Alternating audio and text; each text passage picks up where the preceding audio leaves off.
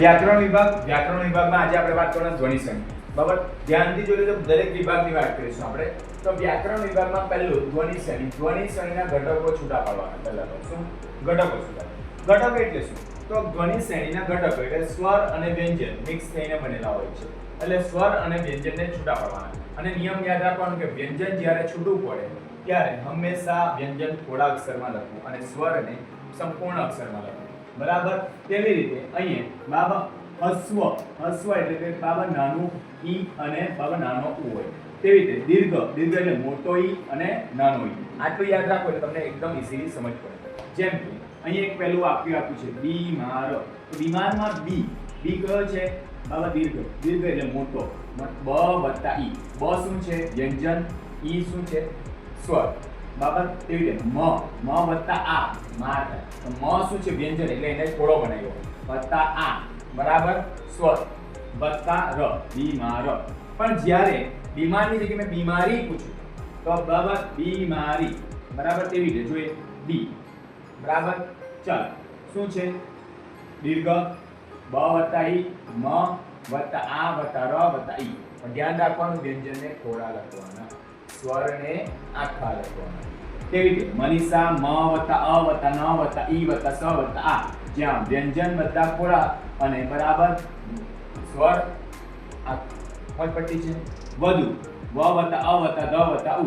બરાબર, અહીંયા સ્વર આખો ઉ લખ્યો. હા, કારણ કે દીર્ઘ ઉ છે. બરાબર, કોઈ પટ્ટી છે એટલે કે બરાબર દીર્ઘ ઉ એટલે કે મોટો ઉ આવે. ગળો એટલે ગ વત્તા ડ વત્તા અ વત્તા ઓ. બરાબર, કોઈ પટ્ટી છે. કેવી રીતે સત?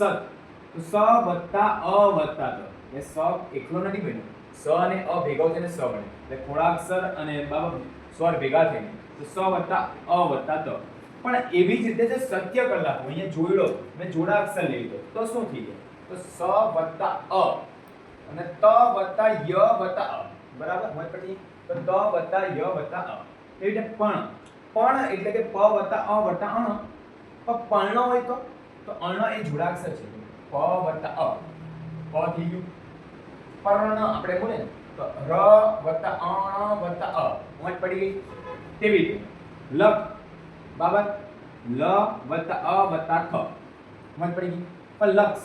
બરાબર, લ વત્તા અ અને સ એટલે કે સ એ જોડાક્ષર છે. સ સાનો બનેલો હોય તો ક વત્તા સ વત્તા અ. બરાબર, ક વત્તા સ વત્તા અ. બાબા સમજ પડતી છે? જોડાક્ષર ત્યાંના પછી લેવાના છે આપણે એટલે સમજ પડી જાય તમને બધાને. ક્રમ. બરાબર, તો ક વત્તા ર વત્તા અ. જો તમે બોલો ને તાજી ખબર પડે ક્રમ. બરાબર, ક વત્તા ર વત્તા અ જ આવે ક્રમ. બ કેવી રીતે વક્ર. વ વત્તા અ વત્તા ક્ર એટલે ર વત્તા અ. શું કીધું? જોડાક્ષર. જોડાક્ષર એટલે શું? આપણે જોઈ ગયા આગળની વ્યાખ્યાનમાં બી. તો બે અક્ષર જોડાઈને બનેલો અક્ષર એટલે જોડાક્ષર. તો અહીંયા છે સ. તો ક વત્તા સ બરાબર જોડાઈને જોડાક્ષર બને. બાબા જેમ કે તમને ઉદાહરણ પૂછાય એક્ઝામમાં શોભ. તો શોભમાં શું લખશું આપણે? ક વત્તા સ વત્તા ઓ વત્તા ભ. બરાબર, વ્યંજન છે તે ખોડાક્ષર, સ્વર છે આખું લખવાનું. બરાબર, એવી રીતે તમને હોમવર્કમાં આપી દીધે શુદ્ધ અને યુદ્ધ. કોમેન્ટમાં મારજો ને અથવા લખી દેજો. બરાબર, નોટબુકમાં.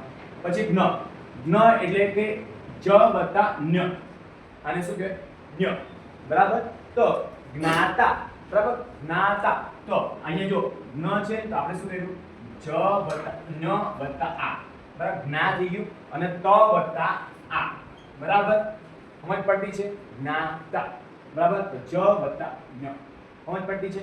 એવા ઉદાહરણ તરીકે તમારે દ્વાર, વિદ્વાન લખી શકો. બરાબર, ચાલ અથવા બીજા આપણું જ્ઞાતા અને બરાબર વિદ્વાન તો આનું ઉદાહરણ છે. સોરી. બરાબર, હવે વાત કરીએ દ. બરાબર, જેમ કે દ વત્તા દ. તો બુદ્ધ એટલે બ વત્તા ઉ વત્તા દ વત્તા દ વત્તા અ. એટલે કે આવું જ્યારે આવે ગ તો દ વત્તા ધ હોય. શું હોય? દ વત્તા દ. બંને ખોડામાં લખવાનું. બરાબર, સમજ પડતી છે? એવા ઉદાહરણ તરીકે દ્વાર અને વિદ્વાન તમે લખી શકો છો, કોમેન્ટમાં લખી શકો છો. બરાબર, ચાલો પછી દ્ર. શું? દ્વ એટલે દ વત્તા વ. દ્વ.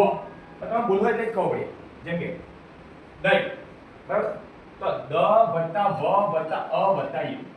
બરાબર, તેવી કે આપણે વિજ્ઞાનમાં બોલીએ દ્રવ્ય, દ્રાક્ષ. બરાબર, તો એ તમારે લખવાનું. બરાબર, મને પછી હોમવર્કમાં આપ્યા છે. તેવી રીતે દ્ર. તો દ વત્તા ર મળે ત્યારે દ્ર બને. શું? દ્ર.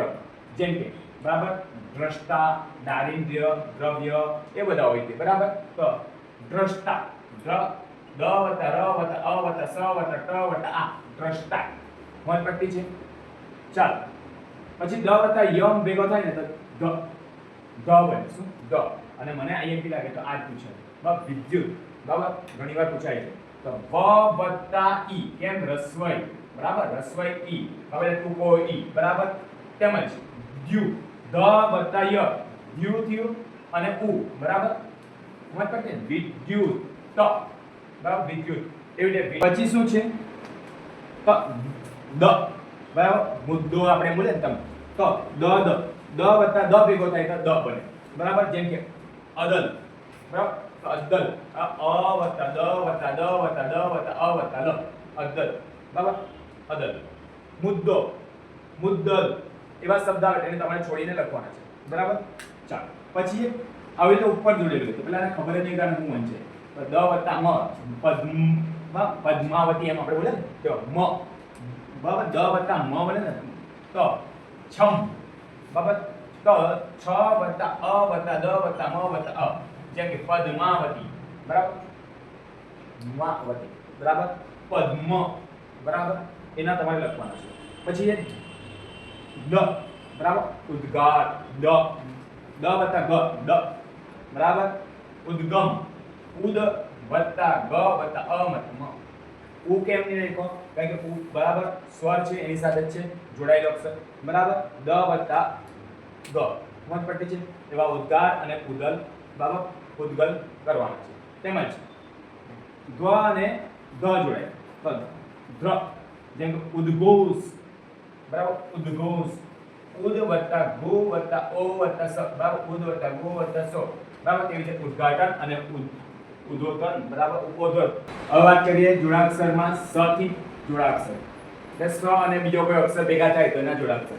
તો સ અને ચ ભેગા થાય ચ જેમ કે નિશ્ચય બરાબર. આપણે બોલીએ નિશ્ચય ન વત્તા ઈ વત્તા સ વત્તા ચ વત્તા અ વત્તા ય નિશ્ચય બરાબર. સ્વરમાં આવે બરાબર અને થોડા અક્ષર વ્યંજનમાં આવે બરાબર. સ્વર આખા લખવાના. સ્ન બરાબર. સ વત્તા ન સ્ન.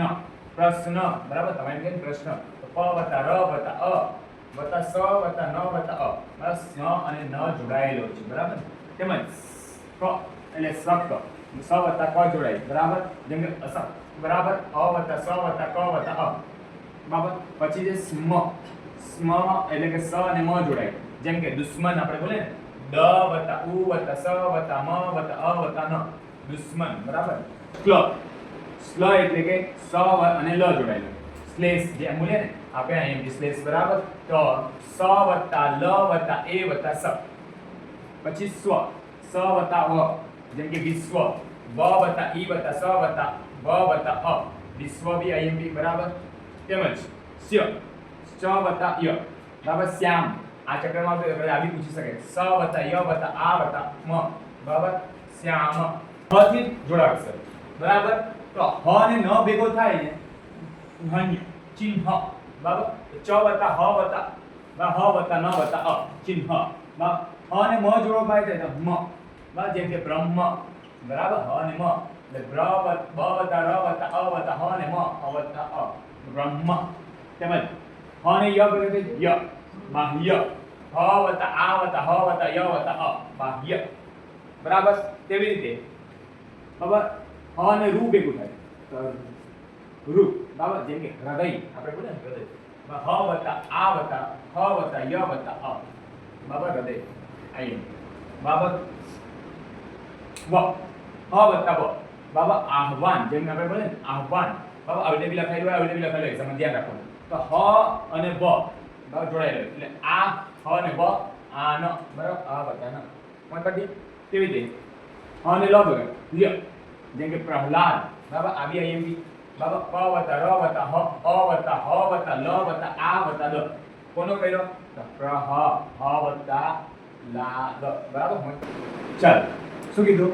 સ વત્તા ર જોડાઈને સ્ત્ર બને જેમ કે સ્ત્રોત બરાબર. સ વત્તા ર વત્તા ઓ વત્તા ત બરાબર. એવી રીતે સહસ્ત્ર સહસ્ત્રની ગણો આપણે બોલે ને તો સહસ્ત્ર સ વત્તા અ વત્તા હ વત્તા અ વત્તા સ વત્તા ર વત્તા અ બરાબર સહસ્ત્ર બરાબર તેવી રીતે બરાબર સ વત્તા ત વત્તા ર જોડે ને સ્ત્ર બને તો સ્ત્ર એટલે કે સ્ત્રી બરાબર સ્ત્રી સ્ત્રી એટલે કે સ વત્તા ત વત્તા ર વત્તા ઈ બરાબર આપણા અહીં બી સ્ત્રી બી બરાબર પછી શસ્ત્ર બરાબર સ વત્તા અ વત્તા સ વત્તા ત વત્તા ર વત્તા અ શસ્ત્ર બરાબર તેવી રીતે ત અને ર ભેગા થાય ત્ર બને જેમ કે આર્ક આ વત્તા ર વત્તા ત વત્તા અ બરાબર તો અને ર ભેગો થયો ને એટલે બરાબર ત્ર બને તેવી રીતે ત્રાડ બરાબર ત્રાડ પાડી તો આ બી અહીં બીજો જો આ એકદમ ઈઝી છે પણ અહીં બી ત્રાડ ત વત્તા ર વત્તા આ વત્તા ડ બરાબર તમે પેલા ત્ર લખવા છે પણ આ ત વડે બને બરાબર યાદ રાખજો અને ત ર બરાબર ર અને ત ભેગો થાય ત જેમ કે આર્ક બરાબર આ વત્તા ર વત્તા ત વત્તા અ પછી જે ત અને ર